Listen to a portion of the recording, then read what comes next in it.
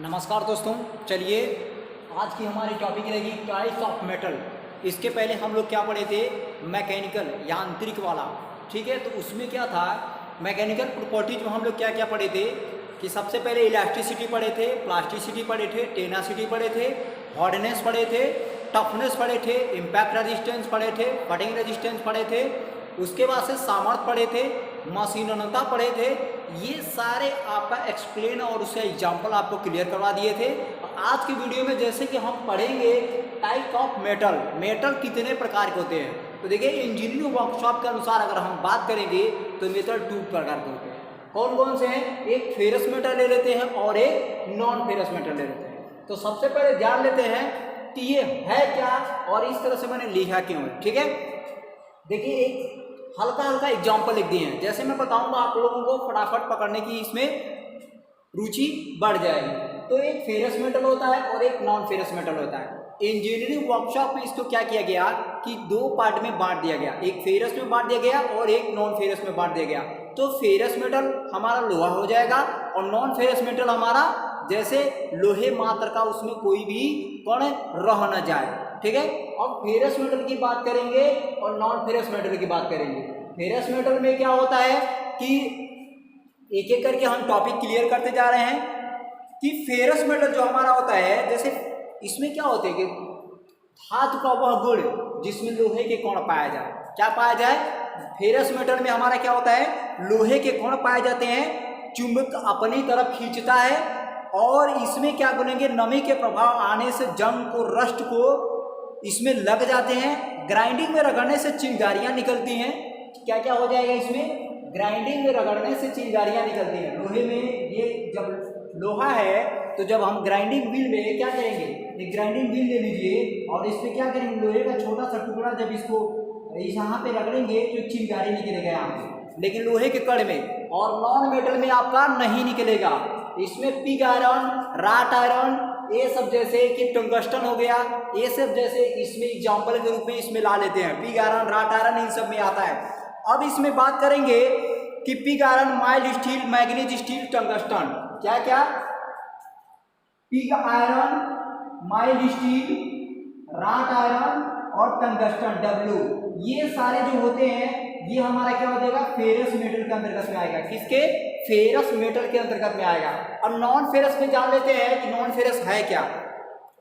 Non ferrous देखिए, जिसमें लोहे के कण बिल्कुल नहीं होते। क्या होते, इसमें लोहे के कण बिल्कुल नहीं होते और न ही ये चुंबक अपने तरफ आकर्षित करती।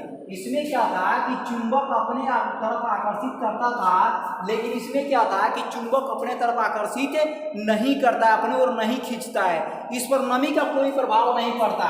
इसमें क्या होता है, नमी का, किसका, नमी का कोई प्रभाव नहीं पड़ता है। नॉन फेरस मेटल में नमी का कोई प्रभाव नहीं पड़ता। आगे देखते हैं इसको, इस पर नमी का प्रभाव के बाद से ग्राइंडिंग जब हम करते हैं इसमें, इसकी जो नॉन मेटल है, जब हम ग्राइंडिंग करते हैं तो चिंगारियां वहां पे नहीं निकलती हैं। क्या, चिंगारियां, चिंगारियां वहां पे नहीं निकलती हैं। नॉन फेरस मेटल में चिंगारियां नहीं निकलती हैं। जैसे अगर बात करेंगे तो सोना, चांदी, तांबा, एल्युमिनियम, क्या क्या हो जाएगा, सोना Au, चांदी Ag, copper Cu, aluminium Al, ये सब मटेरियल जो है, नॉन मटेरियल जो है, यहाँ पर ग्राइंडिंग करते समय चिंगारी नहीं निकलेगी। एक मटेरियल और आता है रांगा, जिसे टीन बोलते हैं आप लोग, जिसे टीन बोलते हैं और हिंदी में रांगा बोलते हैं। रांगा दुकान पे आप लोग जाके देखते होंगे, जितना बड़ा बड़ा होता है वो रांगा एक चिपकाने का काम किया जाता है, वो नॉन फेरस मेटल के अंतर्गत में आता है। अब हम बात कर लेते हैं यहाँ पर, छोटा सा बात करेंगे ये कि हमारा ये देखिए यहाँ पर जैसे हमने अंतर दे दिया है भाई, इसमें नॉन फेरस और फेरस में अंतर क्या है। तो अब अंतर के बारे में जान लेते हैं कि इसमें अंतर है क्या। ठीक है, इसमें क्या है, अंतर है क्या, इसके बारे में जान लेते हैं। देखिए क्या होता है, पारे को छोड़कर सभी, क्या होता है कि पारे को छोड़कर सभी धातुएं ठोस अवस्था में पाई जाती है। किसमें, ठोस अवस्था में पाई जाती है। ये धातु जो है केवल पारा क्या है, एक प्रकार का धातु है, लेकिन ये दोनों रूप में पाया जाता है, द्रव में भी पाया जाता है और ठोस में भी पाया जाता है।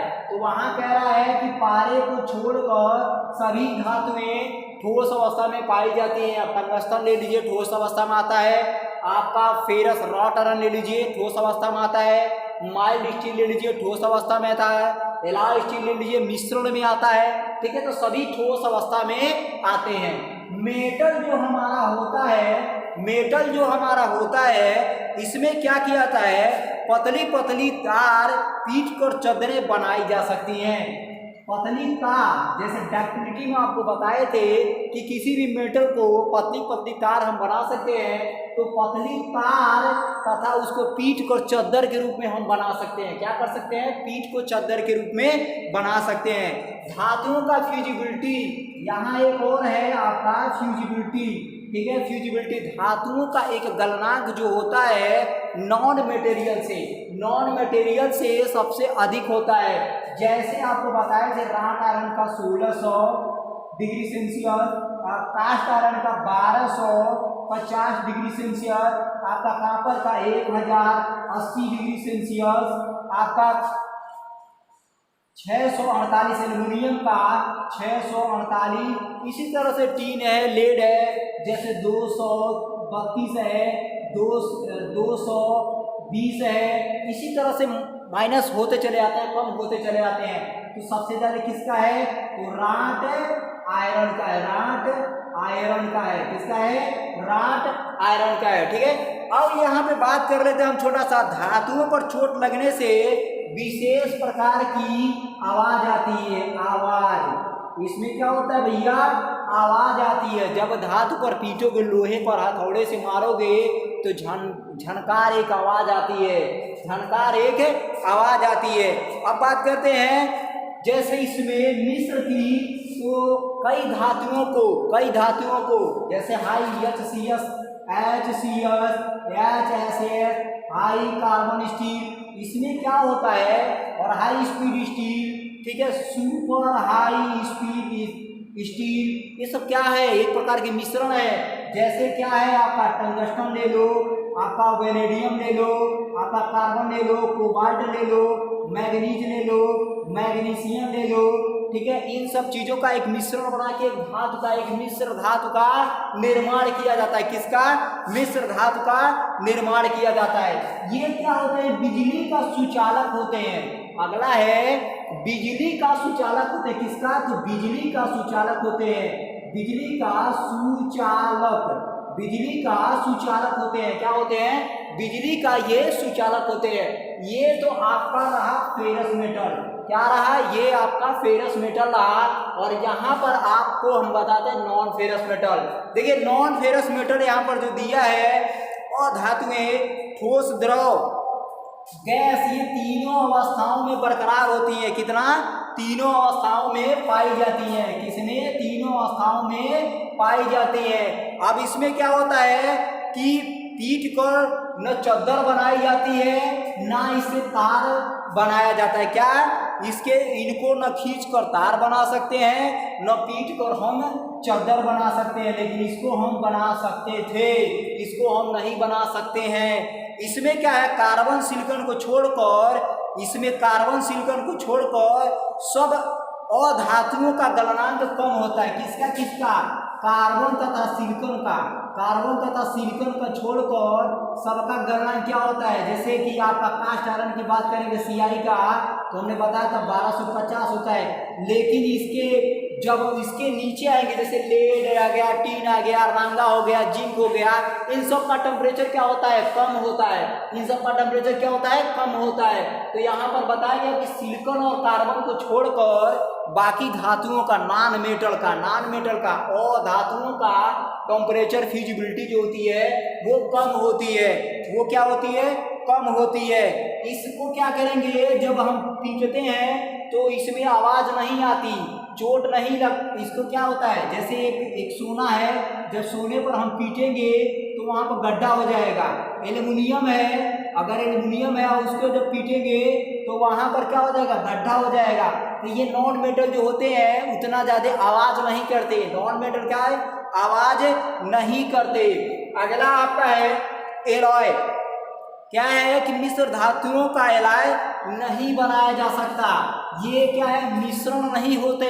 और ये हमारे क्या मिश्र धातु करके हमें क्या करते हैं कि बहुत सारे ऐसे मटेरियल जैसे high carbon steel, high speed steel, super high speed steel, ऐसे मिश्रण बनाते हैं। लेकिन हम इसमें नॉन मेटल में नहीं बना सकते, नॉन मेटल में नहीं बना सकते। कार्बन ग्रेफाइट को छोड़कर सभी अधातुएं कुचालक होती है। कार्बन तथा ग्रेफाइट को छोड़कर, ये कार्बन है, ये ग्रेफाइट है, ग्रेफाइट को छोड़कर सभी धातुएं क्या होती हैं, कुचालक होती हैं, कुचालक। और इसमें क्या था, सुचालक, जिसमें धारा को प्रवाहित किया जाए, सुचालक, और जिसमें कुचालक। ठीक है, तो अब बात कर लेते हैं कि लौह मेटल तथा नॉन लौह मेटल में अंतर। यहां पर छोटी सी और बात देख लेते हैं। यहां पर एक चीज और देख लीजिए कि मेटल में और नॉन मेटल में अंतर जान लीजिए। अभी तो हमने फेरस मेटल और नॉन फेरस मेटल में पूछा, उसके बाद से आपका टाइप्स ऑफ मेटल में 2 वर्गों में बांटा गया।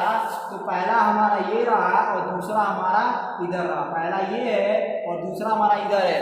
अब मेटल तथा नॉन मेटल की बात करेंगे तो देखिए मेटल में क्या होता है कि इसमें याफी मतलब लोहा, लोहे के कण इसमें, लोहे के कण इसमें पाए जाते हैं और इसमें लोहे के कण नहीं पाए जाते हैं। इसमें लोहे के कण, नॉन मेटल में लोहे के कण नहीं पाए जाते हैं। यह काले तथा ग्रे रंग के होते हैं, यह काले तथा ग्रे रंग के होते हैं। लेकिन यह क्या होता है कि अलग अलग टाइप के रंग होते हैं, पीला, लाल, काला, बहुत सारे ऐसे रंग के होते हैं। और इसका गलनांक अधिक होता है। किसका, मेटल का गलनांक 1600 डिग्री सेल्सियस तक होता है। लेकिन इसका गलनांक क्या होता है, कम की बात करेंगे तो 230 डिग्री सेल्सियस तक, 220 डिग्री सेल्सियस तक, 205 डिग्री सेल्सियस तक आता है। इसकी फ्यूजिबिलिटी की बात करेंगे तो ये मेटल की बात करेंगे तो ठंडी दशा में ब्रिटल होता है। मेटल जो होता है ठंडी दशा में ब्रिटल होता है। और नॉन मेटल की बात करेंगे तो गर्म अवस्था में ब्रिटल होता है। किसमें, गर्म अवस्था में ब्रिटल होता है। मेटल की बात करेंगे तो इसमें जंग बहुत अधिक लगता है। क्या होता है, जंग बहुत अधिक लगता है। लेकिन नॉन मेटल की बात करेंगे तो जंग बहुत कम लगता है। क्या होता है, जंग बहुत कम लगता है। बिल्कुल मान के चलिए कि इसमें लगता ही नहीं, जंग कम लगता है, मान के चलिए लगता ही नहीं है। चुंबक के गुण क्या है, मेटल में सबसे अधिक पाया जाता है। इसमें चुंबक मेटल में सबसे अधिक पाया जाता है और नॉन मेटल में कम पाया जाता है। मान के चलिए कि पाए ही नहीं जाते, लेकिन कभी कभी हल्का फुल्का पाया जाता है। इसमें हवा का प्रभाव अधिक पड़ता है। हवा का, मेटल में हवा का प्रभाव अधिक पड़ता है। हवा जैसे ऑक्सीकरण हो जाता है, जंग, हवा का प्रभाव मतलब उसकी वो हवा बहती है तो वो लोहा प्रभावित होता है, ऑक्सीकरण होती है। जैसे ठंडी के मौसम में क्या होते हैं कि हल्के हल्के कुहासा, किरण, ओला पाला पड़ता है तो किसी लोहे के ऊपर वो बैठ जाती है और जब बैठ जाती है तो ऑक्सीकरण होकर वहाँ पे जंग लगना शुरू हो जाता है। लेकिन इसमें क्या होता है, नॉन मेटल में हवा का प्रभाव कम पड़ता है। क्या होता है, हवा का प्रभाव कम पड़ता है। अच्छा देखिए रेलवे स्टेशन में या रेलवे के ऊपर एक लाइन, एक कॉपर की तार गई रहती है, जाड़ा हो गर्मी हो मौसम हो, नॉन मेटल है ना, एल्युमिनियम का। देखिए आपके घरों में बिजली का कोई भी ऊपर सामग्री की बात करेंगे गांव में या मतलब बाहर देखेंगे तो एल्युमिनियम के जो तार होते हैं वहाँ पे क्या होता है, हवा का कोई प्रभाव नहीं पड़ता। वो पड़ता है लेकिन बहुत कम प्रभाव पड़ता है। क्या है, बहुत कम प्रभाव पड़ता है। तो आप लोगों को एक बार और क्लियर करवा दे रहा हूँ कि देखिए इसमें क्या है कि टाइप्स ऑफ मेटल में फेरस मेटल आपने क्लियर किया, नॉन फेरस मेटल क्लियर किया। फेरस मेटल में पारा,